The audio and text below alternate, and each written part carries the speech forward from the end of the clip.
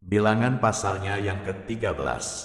Tuhan berfirman kepada Musa, "Suruhlah beberapa orang mengintai tanah Kanaan yang akan kuberikan kepada orang Israel. Dari setiap suku nenek moyang mereka haruslah kau suruh seorang, semuanya pemimpin-pemimpin di antara mereka." Lalu Musa menyuruh mereka dari padang gurun Paran. Sesuai dengan titah Tuhan, semua orang itu adalah kepala-kepala di antara orang Israel. Dan inilah nama-nama mereka: dari suku Ruben, Syamua bin Zakur; dari suku Simeon, Safat bin Hori; dari suku Yehuda, Kaleb bin Yefune; dari suku Isakar, Yigal bin Yusuf; dari suku Efraim, Hosea bin Nun; dari suku Benyamin, Palti bin Rafu; dari suku Zebulon, Gadil bin Sodi; dari suku Yusuf, yakni dari suku Manasye, Gadi bin Susi; dari suku Dan, Amil bin Gemali; dari suku Asher, Setur bin Mihael; dari suku Naftali, Nahbi bin Wofsi; dari suku Gad, Guel bin Maki. Itulah nama orang-orang yang disuruh Musa untuk mengintai negeri itu, dan Musa menamai Hosea bin Nun itu Yosua. Maka Musa menyuruh mereka untuk mengintai tanah Kanaan. Katanya kepada mereka, "Pergilah dari sini ke tanah Negeb dan naiklah ke pegunungan, dan amat-amatilah bagaimana keadaan negeri itu. Apakah bangsa yang mendiaminya kuat atau lemah? Apakah mereka sedikit atau banyak? Dan bagaimana negeri yang didiaminya? Apakah baik atau buruk? Bagaimana kota-kota yang didiaminya? Apakah mereka diam di tempat-tempat yang terbuka atau di tempat-tempat yang berkubu? Dan bagaimana tanah itu? Apakah gemuk atau kurus? Apakah ada di sana pohon-pohonan atau tidak? Tabahkanlah hatimu dan bawalah sedikit dari hasil negeri itu."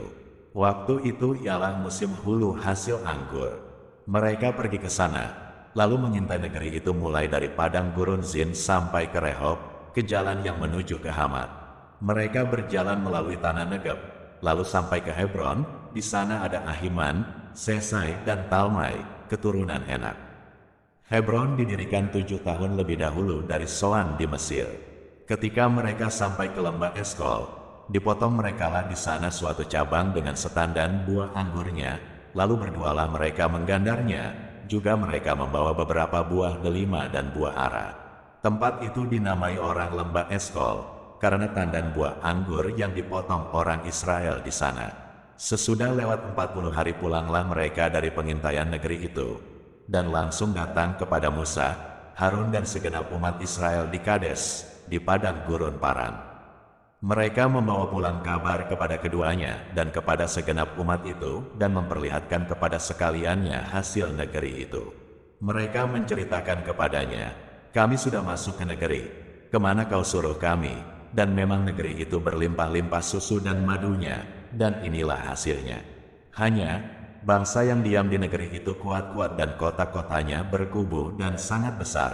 Juga keturunan Enak telah kami lihat di sana.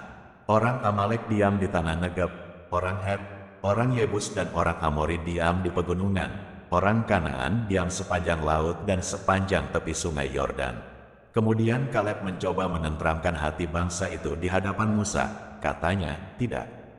Kita akan maju dan menduduki negeri itu, sebab kita pasti akan mengalahkannya." Tetapi orang-orang yang pergi ke sana bersama-sama dengan dia berkata, "Kita tidak dapat maju menyerang bangsa itu, karena mereka lebih kuat daripada kita." Juga mereka menyampaikan kepada orang Israel kabar busuk tentang negeri yang diintai mereka, dengan berkata, "Negeri yang telah kami lalui untuk diintai adalah suatu negeri yang memakan penduduknya, dan semua orang yang kami lihat di sana adalah orang-orang yang tinggi-tinggi perawakannya. Juga kami lihat di sana orang-orang raksasa, orang Enak yang berasal dari orang-orang raksasa, dan kami lihat diri kami seperti belalang, dan demikian juga mereka terhadap kami." Bilangan pasalnya yang ke-14. Lalu segenap umat itu mengeluarkan suara nyaring dan bangsa itu menangis pada malam itu. Bersungut-sungutlah semua orang Israel kepada Musa dan Harun, dan segenap umat itu berkata kepada mereka, "Ah, sekiranya kami mati di tanah Mesir atau di padang gurun ini. Mengapakah Tuhan membawa kami ke negeri ini, supaya kami tewas oleh pedang, dan istri serta anak-anak kami menjadi tawanan? Bukankah lebih baik kami pulang ke Mesir?" Dan mereka berkata seorang kepada yang lain, "Baiklah kita mengangkat seorang pemimpin, lalu pulang ke Mesir." Lalu sujudlah Musa dan Harun di depan mata seluruh jemaah Israel yang berkumpul di situ. Tetapi Yosua bin Nun dan Kaleb bin Yefune, yang termasuk orang-orang yang telah mengintai negeri itu, mengoyakkan pakaiannya dan berkata kepada segenap umat Israel, "Negeri yang kami lalui untuk diintai itu adalah luar biasa baiknya. Jika Tuhan berkenan kepada kita, maka Ia akan membawa kita masuk ke negeri itu dan akan memberikannya kepada kita, suatu negeri yang berlimpah-limpah susu dan madunya. Hanya, janganlah memberontak kepada Tuhan, dan janganlah takut kepada bangsa negeri itu, sebab mereka akan kita telan habis. Yang melindungi mereka sudah meninggalkan mereka, sedang Tuhan menyertai kita, janganlah takut kepada mereka." Lalu segenap umat itu mengancam hendak melontari kedua orang itu dengan batu. Tetapi tampaklah kemuliaan Tuhan di kemah pertemuan kepada semua orang Israel. Tuhan berfirman kepada Musa, "Berapa lama lagi bangsa ini menista aku? Dan berapa lama lagi mereka tidak mau percaya kepadaku? Sekalipun sudah ada segala tanda mujizat yang kulakukan di tengah-tengah mereka. Aku akan memukul mereka dengan penyakit sampar dan melenyapkan mereka. Tetapi engkau akan kubuat menjadi bangsa yang lebih besar dan lebih kuat daripada mereka." Lalu berkatalah Musa kepada Tuhan, "Jikalau hal itu kedengaran kepada orang Mesir, padahal engkau telah menuntun bangsa ini dengan kekuatanmu dari tengah-tengah mereka, mereka akan bercerita kepada penduduk negeri ini, yang telah mendengar bahwa engkau, Tuhan, ada di tengah-tengah bangsa ini, dan bahwa engkau, Tuhan, menampakkan dirimu kepada mereka dengan berhadapan muka, waktu awanmu berdiri di atas mereka dan waktu engkau berjalan mendahului mereka di dalam tiang awan pada waktu siang dan di dalam tiang api pada waktu malam. Jadi jikalau engkau membunuh bangsa ini sampai habis, maka bangsa-bangsa yang mendengar kabar tentang engkau itu nanti berkata, 'Oleh karena Tuhan tidak berkuasa membawa bangsa ini masuk ke negeri yang dijanjikannya dengan bersumpah kepada mereka, maka Ia menyembelih mereka di padang gurun.' Jadi sekarang, biarlah kiranya kekuatan Tuhan itu nyata kebesarannya, seperti yang kau firmankan. Tuhan itu berpanjangan sabar dan kasih setianya berlimpah-limpah. Ia mengampuni kesalahan dan pelanggaran, tetapi sekali-kali tidak membebaskan orang yang bersalah dari hukuman. Bahkan Ia membalaskan kesalahan bapa kepada anak-anaknya, kepada keturunan yang ketiga dan keempat. Ampunilah kiranya kesalahan bangsa ini sesuai dengan kebesaran kasih setiamu, seperti engkau telah mengampuni bangsa ini mulai dari Mesir sampai kemari. Berfirmanlah Tuhan, aku mengampuninya sesuai dengan permintaanmu. Hanya, demi aku yang hidup dan kemuliaan Tuhan memenuhi seluruh bumi. Semua orang yang telah melihat kemuliaanku dan tanda-tanda mujizat yang kuperbuat di Mesir dan di padang gurun, namun telah 10 kali mencobai aku dan tidak mau mendengarkan suaraku, pastilah tidak akan melihat negeri yang kujanjikan dengan bersumpah kepada nenek moyang mereka. Semua yang menista aku ini tidak akan melihatnya, tetapi hambaku Kaleb, karena lain jiwa yang ada padanya dan ia mengikut aku dengan sepenuhnya, akan kubawa masuk ke negeri yang telah dimasukinya itu, dan keturunannya akan memilikinya. Orang Amalek dan orang Kanaan diam di lembah. Sebab itu berpalinglah besok dan berangkatlah ke padang gurun, ke arah laut Teberau. Lagi berfirmanlah Tuhan kepada Musa dan Harun, berapa lama lagi umat yang jahat ini akan bersungut-sungut kepadaku? Segala sesuatu yang disungut-sungutkan orang Israel kepadaku telah kudengar. Katakanlah kepada mereka, demi aku yang hidup, demikianlah firman Tuhan, bahwasanya seperti yang kamu katakan di hadapanku, demikianlah akan kulakukan kepadamu. Di padang gurun ini bangkai-bangkaimu akan berhantaran, yakni semua orang di antara kamu yang dicatat, semua tanpa terkecuali yang berumur 20 tahun ke atas, karena kamu telah bersungut-sungut kepadaku. Bahwasanya kamu ini tidak akan masuk ke negeri yang dengan mengangkat sumpah telah kujanjikan akan kuberi kamu diami, kecuali Kaleb bin Yefune dan Yosua bin Nun. Tentang anak-anakmu yang telah kamu katakan, mereka akan menjadi tawanan. Merekalah yang akan kubawa masuk, supaya mereka mengenal negeri yang telah kamu hinakan itu. Tetapi mengenai kamu, bangkai-bangkaimu akan berhantaran di padang gurun ini. dan anak-anakmu akan mengembara sebagai penggembala di padang gurun 40 tahun lamanya dan akan menanggung akibat kesetiaan sampai bangkai-bangkaimu habis di padang gurun. Sesuai dengan jumlah hari yang kamu mengintai negeri itu, yakni 40 hari, satu hari dihitung 1 tahun, jadi 40 tahun lamanya kamu harus menanggung akibat kesalahanmu, supaya kamu tahu rasanya jika aku berbalik daripadamu. Aku, Tuhan, yang berkata demikian. Sesungguhnya aku akan melakukan semuanya itu kepada segenap umat yang jahat ini yang telah bersepakat melawan aku. Di padang gurun ini mereka akan habis dan disinilah mereka akan mati.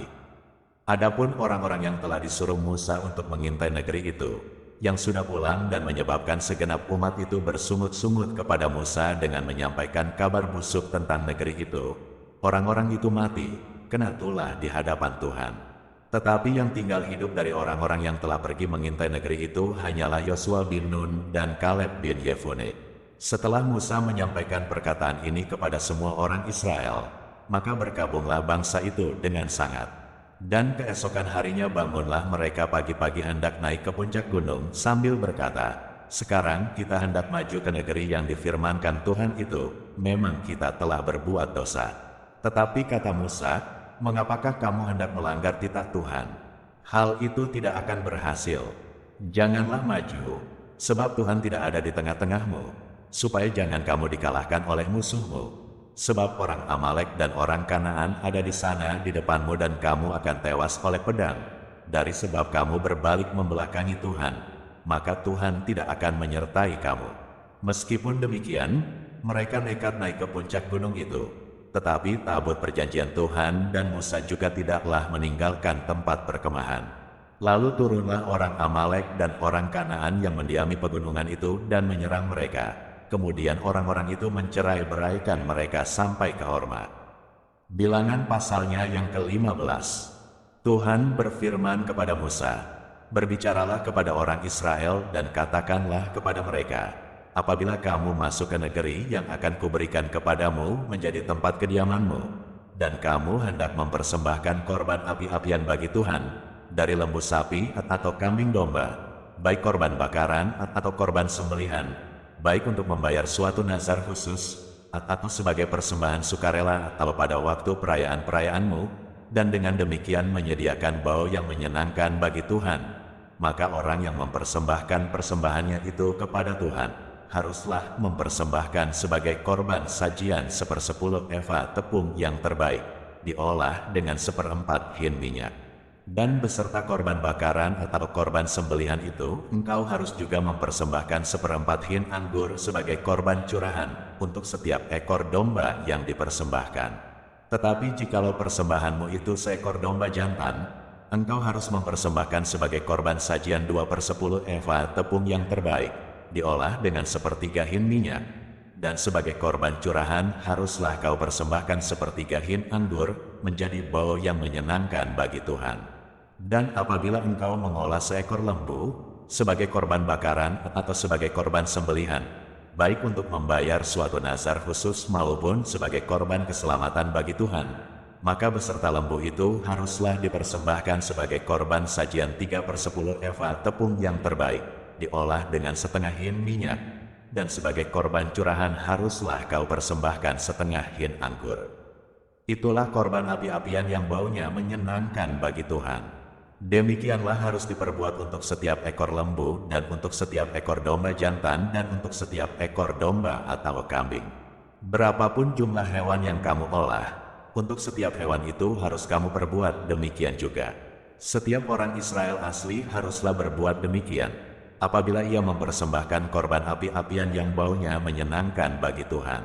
Dan apabila seorang asing telah menetap padamu, atau seorang lain yang tinggal di antara kamu atau di antara keturunanmu kelak, hendak mempersembahkan korban api-apian yang baunya menyenangkan bagi Tuhan, maka seperti yang kamu berbuat, demikianlah harus diperbuatnya.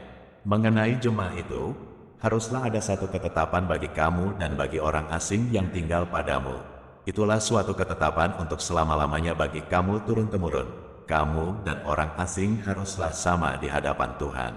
Satu hukum dan satu peraturan berlaku bagi kamu dan bagi orang asing yang tinggal padamu. Lagi berfirmanlah Tuhan kepada Musa, berbicaralah kepada orang Israel dan katakanlah kepada mereka, apabila kamu masuk ke negeri, kemana kamu akan kubawa, maka apabila kamu makan roti hasil negeri itu, haruslah kamu mempersembahkan persembahan khusus bagi Tuhan. Tepung jelaimu yang mula-mula haruslah kamu persembahkan sebagai persembahan khusus berupa roti bundar, sama seperti persembahan khusus dari hasil tempat pengirikanmu. Demikianlah harus kamu mempersembahkannya. Dari tepung jelaimu yang mula-mula haruslah kamu menyerahkan persembahan khusus kepada Tuhan, turun-temurun. Apabila kamu dengan tidak sengaja melalaikan salah satu dari segala perintah ini, yang telah difirmankan Tuhan kepada Musa, yakni dari segala yang diperintahkan Tuhan kepadamu dengan perantaraan Musa, mulai dari hari Tuhan memberikan perintah-perintahnya dan seterusnya turun-temurun. Dan apabila hal itu diperbuat di luar pengetahuan umat ini, tidak dengan sengaja, maka haruslah segenap umat mengolah seekor lembu jantan muda sebagai korban bakaran menjadi bau yang menyenangkan bagi Tuhan, serta dengan korban sajiannya dan korban curahannya, sesuai dengan peraturan. Juga seekor kambing jantan sebagai korban penghapus dosa. Maka haruslah imam mengadakan pendamaian bagi segenap umat Israel, sehingga mereka beroleh pengampunan, sebab hal itu terjadi tidak dengan sengaja, dan karena mereka telah membawa persembahan-persembahan mereka sebagai korban api-apian bagi Tuhan, juga korban penghapus dosa mereka di hadapan Tuhan, karena hal yang tidak disengaja itu. Segenap umat Israel akan beroleh pengampunan, juga orang asing yang tinggal di tengah-tengahmu, karena hal itu dilakukan oleh seluruh bangsa itu dengan tidak sengaja. Apabila satu orang saja berbuat dosa dengan tidak sengaja, maka haruslah ia mempersembahkan kambing betina berumur setahun sebagai korban penghapus dosa, dan imam haruslah mengadakan pendamaian di hadapan Tuhan bagi orang yang dengan tidak sengaja berbuat dosa itu, sehingga orang itu beroleh pengampunan karena telah diadakan pendamaian baginya. Baik bagi orang Israel asli maupun bagi orang asing yang tinggal di tengah-tengah kamu. Satu hukum saja berlaku bagi mereka berkenaan dengan orang yang berbuat dosa dengan tidak sengaja. Tetapi orang yang berbuat sesuatu dengan sengaja, baik orang Israel asli, baik orang asing, orang itu menjadi penista Tuhan. Ia harus dilenyapkan dari tengah-tengah bangsanya, sebab ia telah memandang hina terhadap firman Tuhan dan merombak perintahnya. Pastilah orang itu dilenyapkan. Kesalahannya akan tertimpa atasnya. Ketika orang Israel ada di padang gurun, didapati merekalah seorang yang mengumpulkan kayu api pada hari Sabat. Lalu orang-orang yang mendapati dia sedang mengumpulkan kayu api itu, menghadapkan dia kepada Musa dan Harun dan segenap umat itu. Orang itu dimasukkan dalam tahanan, oleh karena belum ditentukan apa yang harus dilakukan kepadanya. Lalu berfirmanlah Tuhan kepada Musa, orang itu pastilah dihukum mati. Segenap umat Israel harus melontari dia dengan batu di luar tempat perkemahan. Lalu segenap umat menggiring dia keluar tempat perkemahan. Kemudian dia dilontari dengan batu, sehingga ia mati, seperti yang difirmankan Tuhan kepada Musa. Tuhan berfirman kepada Musa, berbicaralah kepada orang Israel dan katakanlah kepada mereka, bahwa mereka harus membuat jumbai-jumbai pada punca baju mereka, turun-temurun, dan dalam jumbai-jumbai punca itu haruslah dibubuk benang ungu kebiru-biruan. Maka jumbai itu akan mengingatkan kamu, apabila kamu melihatnya, kepada segala perintah Tuhan, sehingga kamu melakukannya dan tidak lagi menuruti hatimu atau matamu sendiri, seperti biasa kamu perbuat dalam ketidaksetiaanmu terhadap Tuhan. Maksudnya supaya kamu mengingat dan melakukan segala perintahku dan menjadi kudus bagi Allahmu.